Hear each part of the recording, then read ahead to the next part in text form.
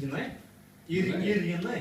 Ir jinai, ir aš. Ta prasme, korektorė yra daro, nors, pavyzdžiui, ir korektorė, sakykime, irgi. Ir korektorė netgi irgi yra to lygio, kai jinai, kurios darbas yra realiai tvarkyti kablelius, bet jinai man, kokį jinai man labai gerą pastabą davė, irgi girdai iš istorinio konteksto, kuriame aš buvau padaręs, pats nesuprantu kaip, bet aš buvau padaręs, nors remiausi tą pačią istorinę medžiagą kaip jinai, bet reiškia, jinai nepatingėjo, susirado istorinę medžiagą ir pasakė, kad tu čia padarei klaidą.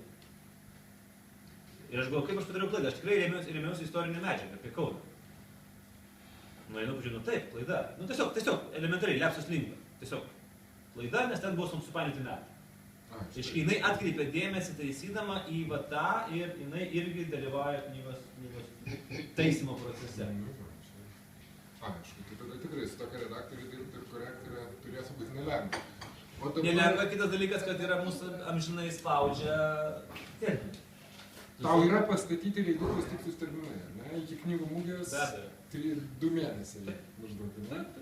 Niekas net nesigį, net neslėpia. Nepadarai, kas tada? Nu, kita knygų mugė. Tiesiog viskas stumėsi per metus. Bet man labai gaila tų metų, nes aš žinau, kad jeigu aš nepadarysiu iki to laiko, tie metai nuo iš unikaliogos.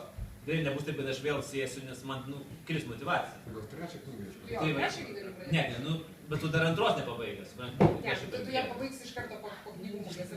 Aš turiu omeny, kad tu visą savo energiją, kai tu, žinai, koncentruoji kažkokį tikslą ir tu jo nepasieki, tai tada nėra gerai.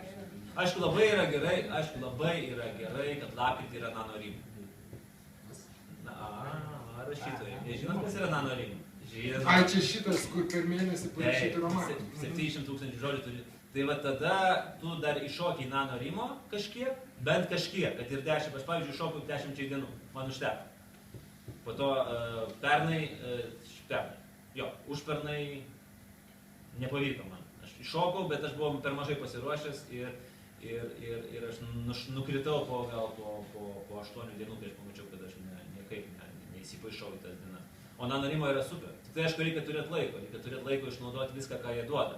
Tas motyvacijos, žinai, motyvacinės kalbos iš to paties Džordžo Martino, nors kam jau kalbėti apie knygų rašymą greitą, tai tik ne jam. Bet štai, kai jisai parašo šitas knygas. Didžiajam lietkalbiui, žinai, tai... Jo, bet šiaip tai tūsai yra nerealūs, ir formai, ir tos grupės. Bet tam reikia, aišku, turėti mėnesį laiko, kad ne tik tai rašytum, bet ir klausytum, skaitytum, mokytum, į workshopą sudalyvautum ir panašiai. Pavyzdžiui, esu buvau prisipirkęs dar dėl krūvo workshopų, jie vis dar, aš iki galo jų nepabaigiu. Nes aš supratau vienu momentu, arba aš workshopuose dalyvauju, arba aš knygą rašau. Vienas iš dviejų. Nors aš turėjau liuks, pavyzdžiui, ir man atrodo, dar jis ir dabar yra galima jį nusipirkti, kadangi jis yra toksai, reiškia, tas vadinamasis indefinite workshopas. Tai yra, kai, realiai, nors ne, jis man atrodo buvo definite. Ne, aš turiu minėti, kad yra workshopai, kurie kaba nuolatos, jie yra paruošta medžiaga, tu eini, skaitai, tu klausai paskaitų, rašytojų ir panašiai. O aš buvau pasiėmęs workshopą How to Write Science Fiction and Fantasy. Jį vedė Michaelas Stackpolas. Jos arkliukas yra žvaigždžių karų fictionas. X-Wing pilotai, ten ir visą kitą. Ir, reiškia, esmė, ką jisai darė, reiškia, jisai rodė, kaip jisai rašo, kodėl jisai rašo. Mes visi turėjom nusipirkti jo knygą. Bet, žinai, turint omeny, kad tu už workshopą sumokai ten, žinai, $100, tai ten, papildomai dar $5 Amazon'e gali skirti, reiškia. Ir realiai jisai eidavo, tu matai visą jo mąstymą, kaip jisai kūrė knygą, kaip jisai ją tuningavo prie Star Wars mitologijos ir tu gali su jam užduoti tiesioginį klausimą, jis atsakinėja, jisai daro podcastus, tu klausytis, žodžiu, viskas. Bet atsakau, bet kažkuriuo momentu tu supranti, kad arba tu tos workshopuose paskęsi, besiruošdamas, arba tu turi sėsti ir rašyti. Bet tai dabar, gerai, workshopai, bet yra kažkokios užduotis, kurias tu turi padaryti ar panašiai, ar čia viskas yra išskyrus klausimus, viskas yra daugiau mažiau vertusi informacija? Ne, yra užduotis. Yra užduotis, kur tu, pavyzdžiui, tarkim, vėlgi, pas tą patį Stackpolą buvo romano karkasas per 21 dieną. Va tokia kaip užduotis.